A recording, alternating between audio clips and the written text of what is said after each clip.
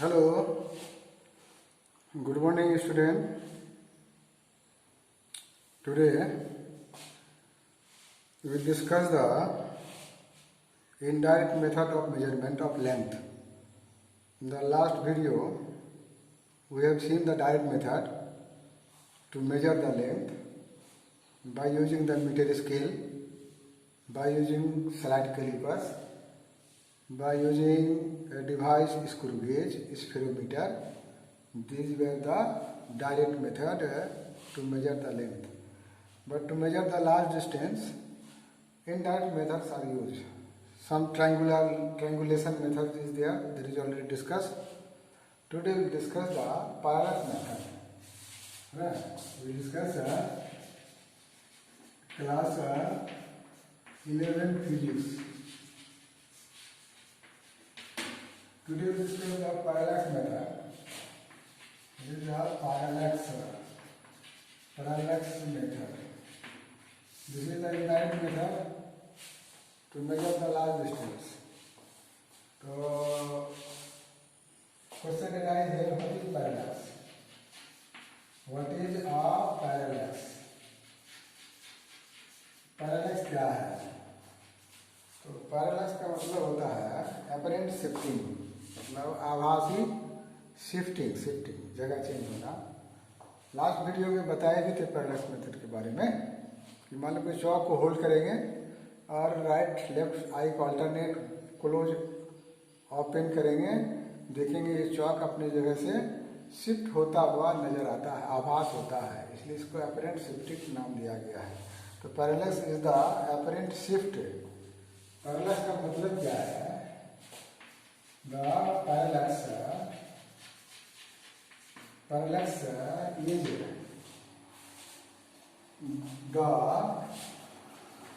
Apparent मतलब आभासी apparent shift of the position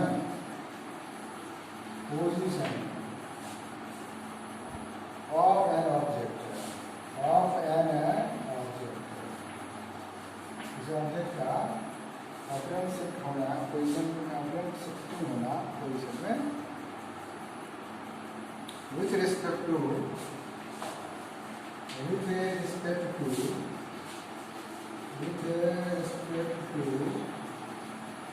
another object, दूसरे ऑब्जेक्ट के रिस्पेक्ट में ये शिफ्ट होता हुआ प्रतीत होता है। तो when we shift our eyes sidewise, when we shift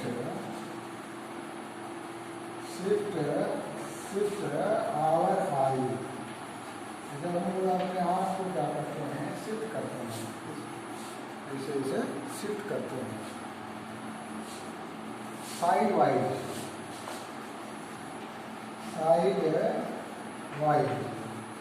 जब शिफ्ट करते हैं, the closer object always appears to move।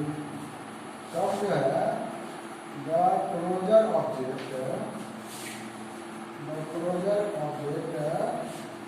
appears to move, प्रतीत होता है कि ये क्या कर रहा है, मूव कर रहा है। Closure object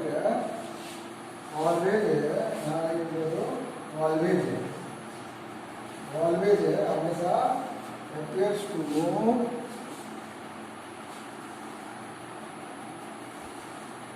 in the direction opposite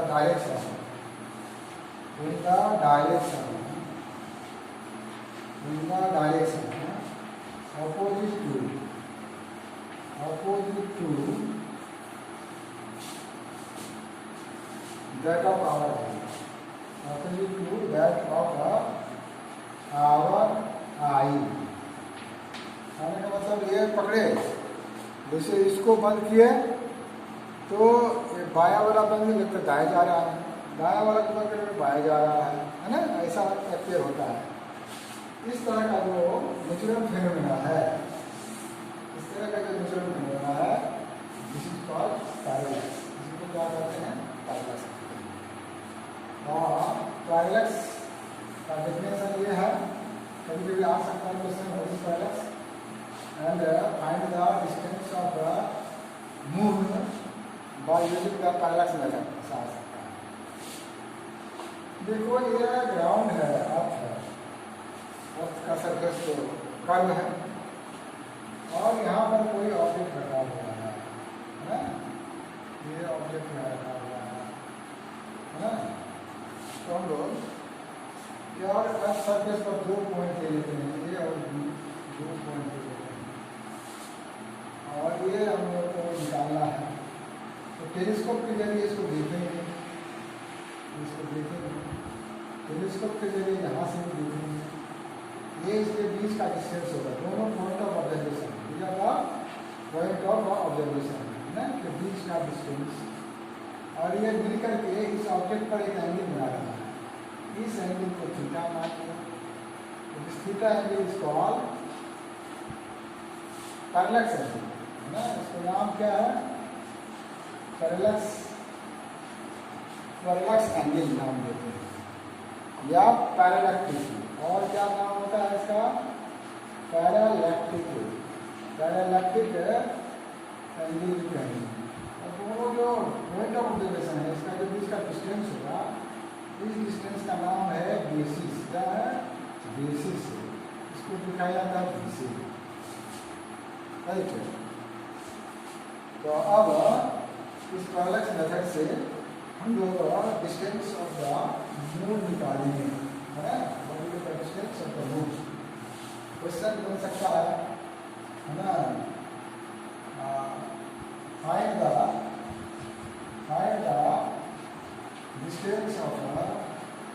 distance of moon from the surface of earth, अर्थ के सरफेस से मून का डिस्टेंस पता करना है। डायरेक्ट तो पता करना बड़ा मुश्किल है।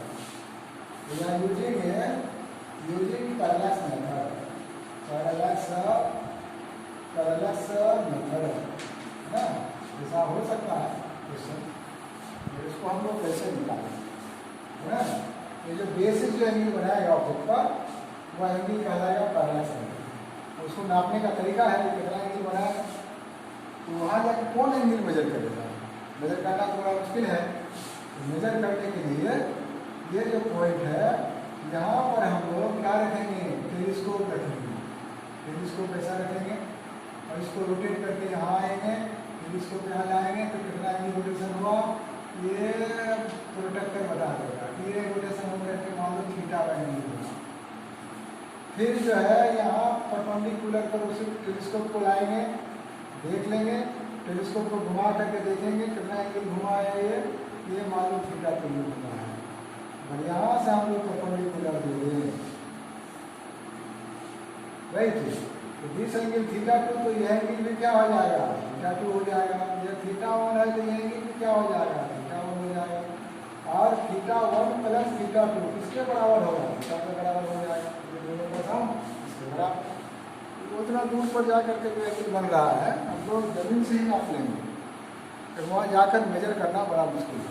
तो parallactic angle measure with the help of telescope, जो पॉइंट ऑफ ऑब्जर्वेशन है ग्राउंड में, यहीं से दोनों ऑब्जेक्ट और उस ऑब्जेक्ट को देख करके पैरेलैक्टिक एंगल मालूम करना।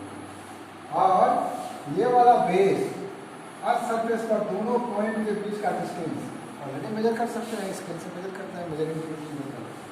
तो पैरेलैक्टिक एंगल मेजर करने का एक तरीका है, राइट। ये लाइट मेथड है। तो ये निकालना है, तो उसी जो हम लोग दोहराते हैं। ये हो गया सरफेस, ये हो गया 2 point of observation and this is the position of the moon. ये मून का पोजीशन है, राइट, या वो पोजीशन ले लेते हैं। अब इस मून को यहाँ से देखेंगे टेलीस्कोप के जरिए, कितना एंगल बनेगा यहाँ? ये एंगल बन जाएगा कितना? हाई बन गया, थीटा 1 बन गया। नाप लेंगे, फिर इसको यहाँ से देखेंगे टेलीस्कोप से मून को, और यहाँ परपेंडिकुलर लेंगे, टेलीस्कोप लगाएंगे और इस टेलीस्कोप से ये वाला एंगल को मेजर कर लेंगे थीटा से। ये थीटा 1 थीटा 2 मिल करके क्या होगा, थीटा हो जाएगा, पक्का हो जाएगा। और ये बेसिस क्या है, ये बेसिस जो है किसके बराबर है, बी के बराबर है। 10 किलोमीटर 5 किलोमीटर जो भी डिस्टेंस लेंगे सर्कल पर वो मेजर कर देंगे। अगर इसको रेडियस मान लें, इसको सेंटर मान लें, इसको रेडियस मान लें, तो अगर सर्किल ड्रॉ करें तो क्या होगा, ऐसा हो जाएगा, ये कोण बन जाएगा एक बड़ा सर्किल का। ये एंगल लेकिन मापना है टेलीस्कोप की मदद से। टेलीस्कोप का डायग्राम हम ऐसा बना देते हैं, है ना, ऐसा बना देंगे भाई, हम देखेंगे फिर कितना घुमा है, उसके लिए लगा रहा था टेलीस्कोप में प्रोटेक्टर एंगल मेजर करने के लिए। तो पैरेलैक्टिक एंगल जो है या पैरेलैक्स एंगल को माप लेंगे, है ना, बराबर थीटा, थीटा मतलब थीटा जमीन से ही मापेंगे वो, बेसिस से बराबर हो गया बी। अब देखो इसको रेडियस जो है ना, ये रेडियस मान लेगा, ये सर्किल है, दिस इज द सर्किल, और ये रेडियस जो है अर्थ से मून का डिस्टेंस है, इसको मान लेंगे डी। क्या मान लेते हैं, डी। क्या, ओए बराबर डी, मतलब ये हो गया distance of a moon from the surface of earth.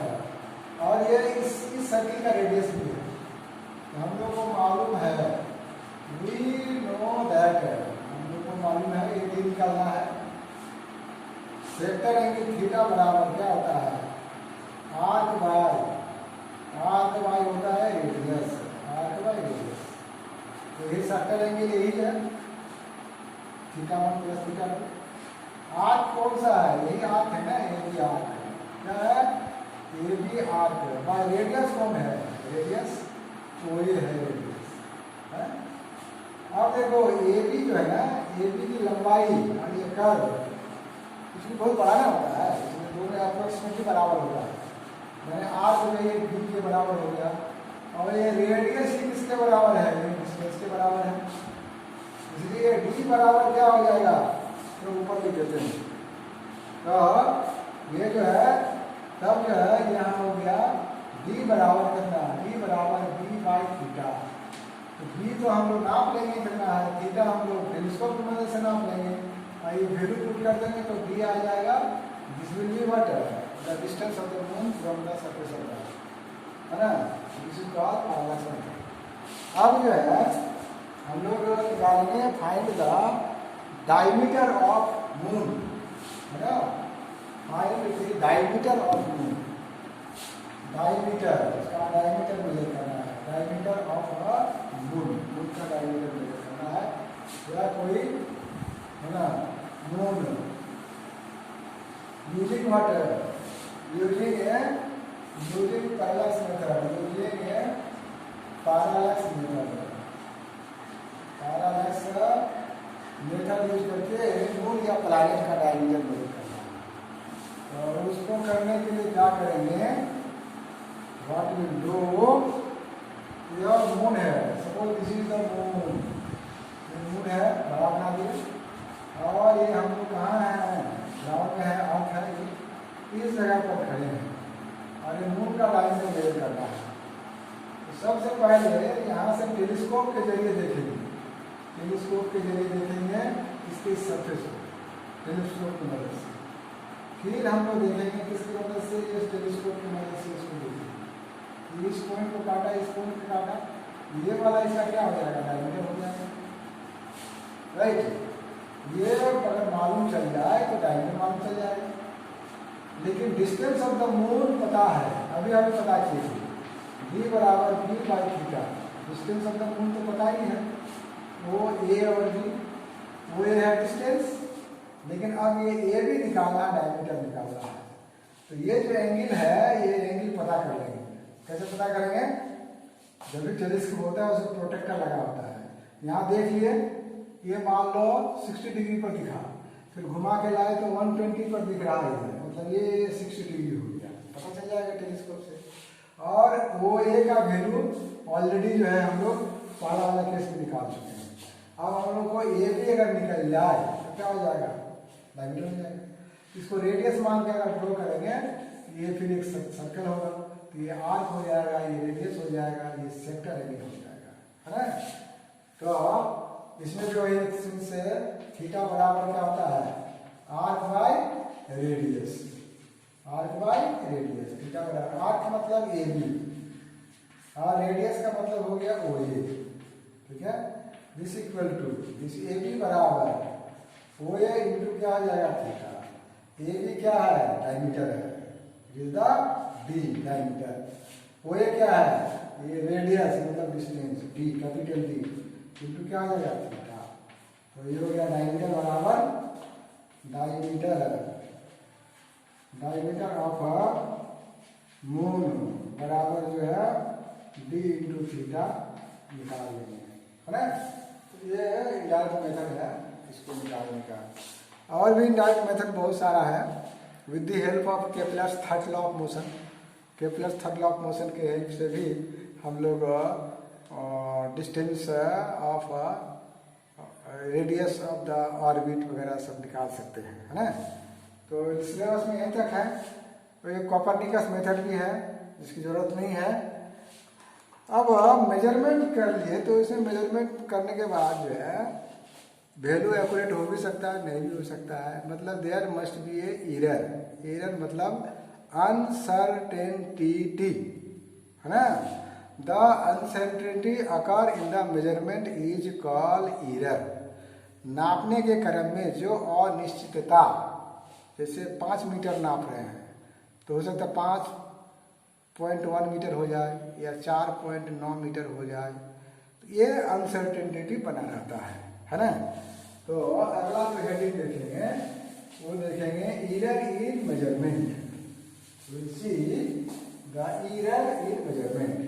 ये तो लेंथ का मेजरमेंट हुआ।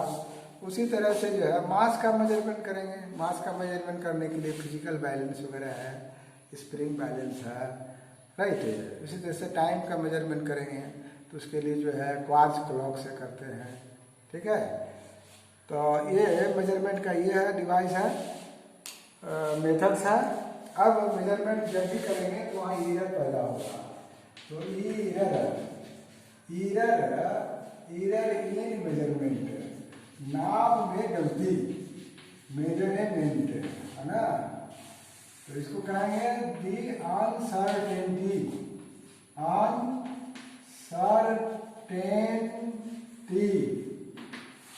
Uncertainty occurs in measurement is called error। इसको हम लोग कहेंगे एरर पैदा होगा, एरर एकदम। तो एक तो होगा मेजर्ड वैल्यू और एक होगा ट्रू वैल्यू। तो मान लो कोई एक रॉड है, ये रॉड है, इसका जो ट्रू मेजरमेंट है, ट्रू वैल्यू है 2 मीटर। एक्चुअली में ये 2 मीटर का रॉड है और वो इस रॉड को तुमको नापने के लिए दिया गया कि कितना है। तुमने जब नापा तो मेजर्ड वैल्यू मिला कितना, मेजर्ड वैल्यू सही नापेगा तो 2 मीटर ही मिलेगा। लेकिन नापने में अगर कोई गड़बड़ी हुआ तो मान लो मिल गया कितना, 2.1 मीटर मिल गया जब नापना। तो इसमें क्या कितना अनसर्टेनिटी पैदा हुआ, 0.1। तो एरर बराबर क्या हुआ, एरर का मतलब क्या हो गया, measured value minus true value. क्या होगा, मेजर्ड वैल्यू, नापा गया वैल्यू, मेजर्ड वैल्यू माइनस क्या हो गया, ट्रू वैल्यू। एक्चुअल जो वैल्यू है true value, this is called error. या ट्रू वैल्यू में मेजर्ड वैल्यू को माइनस करेंगे तो मेजर्ड वैल्यू कितना है, 2.1 मीटर, लेकिन एक्चुअली ये 2 मीटर है। तो कितना एरर पैदा हो गया, 0.1 मीटर एरर पैदा हो गया, मतलब ये पॉजिटिव एरर हो गया। अगर इस एरर को निकालेंगे, एरर बराबर अगर ऐसा करके लिखें ऐसा नहीं लिख सकते, उल्टा भी तो लिख सकते हैं। तो ये ट्रू वैल्यू माइनस क्या होगा, मेजर्ड वैल्यू, ऐसा भी लिखा जा सकता है, मेजर्ड वैल्यू। तो ट्रू वैल्यू है 2.1 मीटर माइनस 2.1 मीटर, कितना या माइनस 0.1 मीटर हो गया। इरर तो उतना ही हुआ, लेकिन ये हो गया पॉजिटिव इरर, ये हो गया नेगेटिव इरर, है ना। ये दोनों तरह से लिखा जा सकता है, राइट। ये अब इरर जो है कितने तरह का होता है, type of error, what are the types of error, right, what are the types of error. ना तो ये तो इरर होने का ज़्यादा चांस है ना। तो what are the types of error, what are the types of error, error का कौन कौन टाइप है, ठीक है, इसकी चर्चा हम लोग कल करेंगे। उससे पहले जो हम लिख देते हैं इसे सिस्टेमेटिक इरर, क्या बोला, सिस्टेमेटिक इरर, सिस्टेमेटिक इरर। उसके बाद होगा रैंडम इरर, क्या है, रैंडम, मैंने कभी अधिक होगा कभी कम हो जाएगा, रैंडम इरर। और एक इरर होता है list count error, list count का बताए थे वीडियो में, कोई भी डिवाइस मिनिमम लेंथ जितना मेजर कर सकता है उसको उसका लिस्ट काउंट करते हैं।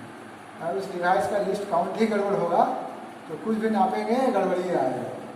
तीसरा क्या है, list count error, list count error. तो नापने के क्रम में इरर होगा, लेकिन उसको मिनिमाइज कैसे कर सकते हैं, 100% खत्म नहीं कर सकते हैं। तो how can you minimise, what are the errors and how can you minimise, इसकी चर्चा हम लोग अगले वीडियो में करेंगे। तुम लोग करोगे क्या, किताब देख करके सिस्टम में इरर का डेफिनेशन, उसमें कौन कौन टाइप है क्या है, एक बार रफ कॉपी में उतार लोगे, कल इसका वीडियो बनाएंगे। ओके।